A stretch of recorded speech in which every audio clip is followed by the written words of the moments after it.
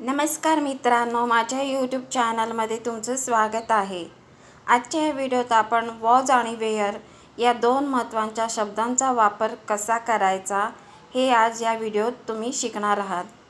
हे शब्द भूतकाळात घडलेल्या गोष्टी सांगण्यासाठी वापरले जाते। वॉज म्हणजे होता, होती, होतो, होते। वॉज हे सिंग्युलर म्हणजे एखाद्या एकवचनी नाउन किंवा आय, ही, शी, इट बरोबर वापरतात। वेअर म्हणजेच होते, होतात, पण हे प्लुरल किंवा वी, यू, दे यांबरोबर वापरतात। तर चला मग आता आपण वॉज आणि वेअरचा उपयोग जाणून घेऊया। व्हिडिओला शेवटपर्यंत नक्की बघा। तर चला मग व्हिडिओला स्टार्ट करूया। वॉजचा उपयोग खालील सिंग्युलर सब्जेक्टसाठी होतो, जसे की आय म्हणजे मी, ही म्हणजे तो, शी म्हणजे ती, इट म्हणजे ते तो अशा सिंग्युलर सब्जेक्टसाठी होतो। अशा एकवचनी कर्त्यांसाठी वॉजचा उपयोग केला जातो। आपण वॉजचा उपयोग काही उदाहरणांसकट समजून घेऊया। त्यासाठी उदाहरणे आहेत। येथे काही एक्झाम्पल्स दिलेली आहेत, जसे की मी थकलो होतो, तो घरी होता, ती आनंदी होती, पाऊस पडत होता। आता ही वाक्य इंग्रजीत कशी बनवायची त्यासाठी फॉर्म्युला आहे subject plus was were plus other words, आणि निगेटिव्ह सेंटेन्स करण्यासाठी फॉर्म्युला आहे subject plus was were plus not plus other words. आता आपण काही एक्झाम्पल्स बघूया। मी थकलो होतो, I was tired, I was tired. मी थकलो होतो, आय वॉज टायर्ड। तो घरी होता, he was at home, he was at home. At home म्हणजे घरी, ही वॉज ॲट होम म्हणजे तो घरी होता। ती आनंदी होती, she was happy, she was happy, happy म्हणजे आनंदी, शी वॉज हॅपी म्हणजे ती आनंदी होती। पाऊस पडत होता, it was raining, it was raining, rain म्हणजे पाऊस पडणे, इट वॉज रेनिंग म्हणजे पाऊस पडत होता। आता वेअरचा उपयोग प्लुरल सब्जेक्ट आणि यूसाठी होतो। प्लुरल म्हणजे अनेकवचनी, वेअरचा उपयोग अनेकवचनी कर्त्यांसाठी केला जातो, जसे की वी म्हणजे आपण, यू तू किंवा तुम्ही। यूचा उपयोग एकवचनीसाठी होतो आणि अनेकवचनींसाठी होतो। यू हे एकवचनी असो किंवा अनेकवचनी कर्ता असो, तेव्हा यूचा वापर करताना वेअरचा उपयोग केला जातो। तसेच दे म्हणजे ते त्या करता अनेक व्यक्ती किंवा वस्तू असतील तर वेअरचाच उपयोग केला जातो, म्हणजे वी, यू, दे असेल तर वेअरचा उपयोग केला जातो। तर आपण काही वेअरचे एक्झाम्पल्स बघूयात। येथे काही उदाहरणं आहेत। तू उशिरा आला होतास किंवा तुम्ही उशिरा आलात, ते खेळत होते, आपण तयार होतो। आता ही इंग्रजीत कशी बनवायची ते बघूया।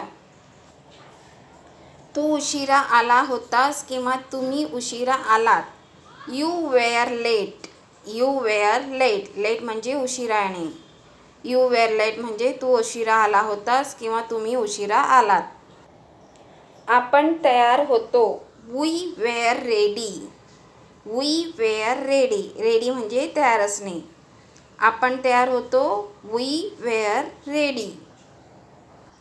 ते खेळत होते, they were playing, they were playing, play म्हणजे खेळणे, ते खेळत होते, दे वेअर प्लेइंग। आता इथे लक्षात ठेवण्यासारखी गोष्ट आहे, वॉज आणि वेअर यांचा वापर स्थिती, भावना किंवा भूतकाळात काही घडलेली गोष्ट दर्शवण्यासाठी केला जातो।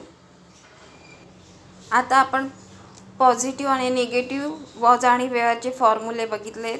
आता प्रश्नार्थक सेंटेन्स कसे बनवायचे तो फॉर्म्युला बघूया। त्यासाठी फॉर्म्युला आहे वॉज किंवा वेअर प्लस सब्जेक्ट प्लस बाकी वाक्य। वॉज आणि वेअर हे दोन्ही शब्द इंग्रजीतील टू बी क्रियापदाचे भूतकाळित रूप आहे। यांचा उपयोग प्रश्न विचारताना वेगवेगळ्या व्यक्ती म्हणजेच वेगवेगळे सब्जेक्ट, जसे की I, he, she, it, we, you, they. आणि वचने सिंग्युलर किंवा प्लुरल. म्हणजेच आय, ही, शी, इट ही सिंग्युलर कर्ते आहेत आणि वी, यू, दे हे प्लुरल म्हणजे अनेकवचनी कर्ते आहेत. यानुसार केला जातो. आता आपण काही उदाहरणासकट समजून घेऊया. मी उशिराने आलो होतो का? Was I late? Was I late? Was I late म्हणजे मी उशिराने आलो होतो का? पाऊस पडत होता का? Was it raining? Was it raining? पाऊस पडत होता का? Was it raining? तो घरी होता का? Was he at home? Was he at home? तो घरी होता का? Was he at home? तू किंवा तुम्ही तिथे होता का? Were you there? Were you there? तू किंवा तुम्ही तिथे होता का? Were you there? आपण उशिराने आलो होतो का? Were we late? Were we late? आपण उशिराने आलो होतो का? Were we late? ते मित्र होते का? वेर दे फ्रेंड्स? वेर दे फ्रेंड्स? ते मित्र होते का? वेर दे फ्रेंड्स? लक्षात ठेवण्यासारखे प्रश्नार्थक वाक्य करताना वॉज आणि वेअर वाक्याच्या सुरुवातीला येते. म्हणजेच हे नेहमी लक्षात ठेवावे की प्रश्नार्थक सेंटेन्स बनवताना वॉज आणि वेअर हे वाक्याच्या सुरुवातीला येते. आशा करते की वॉज आणि वेअरपासून पॉझिटिव्ह, निगेटिव्ह आणि प्रश्नार्थक सेंटेन्स कसे बनवायचे हे तुम्हाला योग्य प्रकारे कळले असेल. आजच्या व्हिडिओत इतकंच. व्हिडिओ कसा वाटला मला कमेंट्स करून सांगा. व्हिडिओ आवडला तर लाईक करा आणि तुमच्या फ्रेंड, फॅमिली, रिलेटिव्समध्ये शेअर करा आणि माझ्या चॅनलला सबस्क्राईब करा आणि खाली दिलेल्या नोटिफिकेशन बेल आयकॉनवर क्लिक करा. म्हणजेच माझ्या येणाऱ्या व्हिडिओची नोटिफिकेशन तुम्हाला मिळेल. तर चला मग भेटूया नेक्स्ट व्हिडिओ.